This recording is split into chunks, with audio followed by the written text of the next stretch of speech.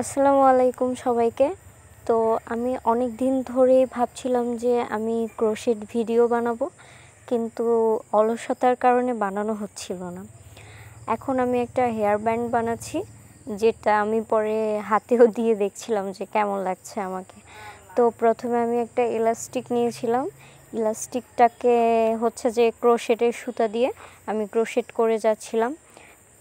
তো আমার আসলে ভিডিও করার মতো কেউ নেই, যার কারণে ভিডিও আমাকেই করতে হয়, আমাকেই ক্রোশেট করতে হয়। তো সেটা আমার জন্য খুব টাফ হয়ে যায়, কিন্তু তাও চেষ্টা করছি করার জন্য। হোপফুলি একদিন ভিডিও করার মতো কাউকে পেয়ে যাব আমি খুব শীঘ্রই।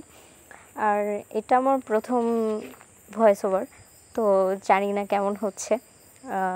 নেক্সট টাইম ভালো হবে। আর আমি এখনও এডিট ভালো করে করছি না, তো সব জুড়ে জুড়ে দিচ্ছি, মানে একটা ভিডিওর সাথে আর একটা জুড়ে জুড়ে দিচ্ছি। তো এখানে আমার একটা হেয়ার ব্যান্ড হয়ে গিয়েছে।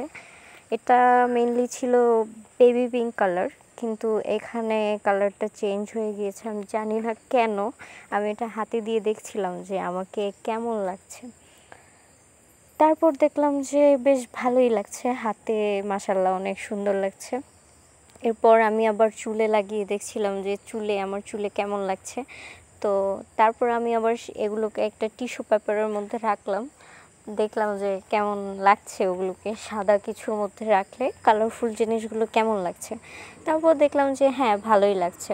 তো এরকম আরও নতুন নতুন ভিডিও দেখার জন্য আমার সাথেই থাকো, আমার ভিডিও দেখতে থাকো।